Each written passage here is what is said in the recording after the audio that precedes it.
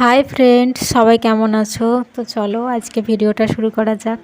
আজকে গিয়েছিলাম রবিবারে। তো ভিডিওটা আমি আজকে ভয়েস ওভার দিচ্ছি। আজকে সোমবার। তো রবিবারে কোথায় ঘুরতে গিয়েছিলাম এবং জায়গাটা কেমন ছিল তোমাদেরকে দেখাই। চলো, আমরা বাসের জন্য দাঁড়িয়ে আছি। তো এই যে বাস ধরবো বলে বাস স্টপে দাঁড়িয়ে আছি।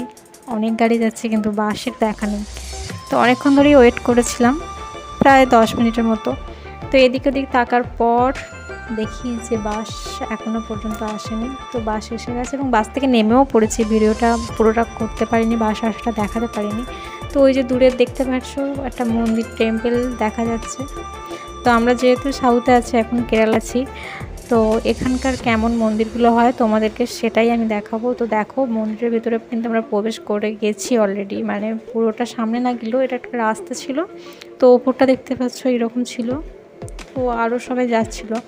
তো এই টাইমটা ছিল প্রায় দুপুর 3:30 এরকম সময় করে। আমরা একটু সকাল সকাল বেরিয়েছি, এখানে যেহেতু বৃষ্টি হচ্ছে এখন, সেই জন্য। তো এইটা ছিল মন্দিরের গেট। তো বাইরে জুতো রাখতে হয়, তো এখানে আমরা জুতো রেখে দিয়েছি। যে আমার জুতোটা আমি রাখার পরে আমরা মন্দিরের ভিতরে প্রবেশ করব। মন্দিরের ভিতরে প্রবেশ করে গেলাম। তো এখানে এতটাই চুপচাপ ছিল যে ভিডিওটা যে আমি করবো একটু কিন্তু বোধ লাগছিলো আমার, কেননা এখানে চারিদিকে পরিবেশটা খুব শান্ত ছিল। তো সেখানে দাঁড়িয়ে দাঁড়িয়ে ভিডিও করাটা একটু নিজেকে কেমন লাগছিল। তো যাই হোক, যতটা পেরেছি কিন্তু আমি ভিডিওটা করেছি। তো মন্দিরটা এই রকম ছিল, দেখছো মন্দিরের গায়ে এরকম কাজ করা ছিল। তো এইগুলো যে মানে একটা প্রদীপ রাখার মতন জায়গা করা ছিল প্রত্যেকটা জায়গাতেই, ঠিক আছে। আর এই দিকটা পুরোটা ফাঁকা ছিল। আর এই যে সোনালি সোনালি যে কালারটা প্রথমে দেখালাম, সেটা আমি আরেকবার দেখাচ্ছি। তো কিছুটা যাওয়ার পর আমি আরেকটু দেখাবো।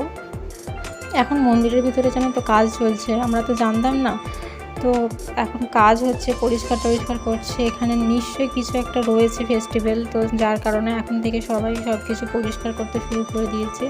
তো যার জন্য মন্দিরটা পুরোটাই বন্ধ ছিল, কিন্তু কী আর করা যাবে। চলো আমরা বাইরেটার থেকেই তোমাদেরকে পুরোটা দেখাবো।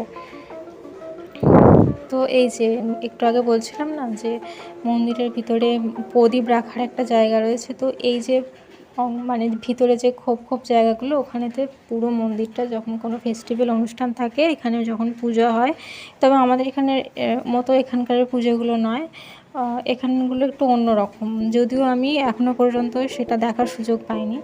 তো আমি এমনি সময় গিয়েছিলাম, তো যতটা পেরেছি ভিডিওটার মাধ্যমে দেখানোর চেষ্টা করেছি।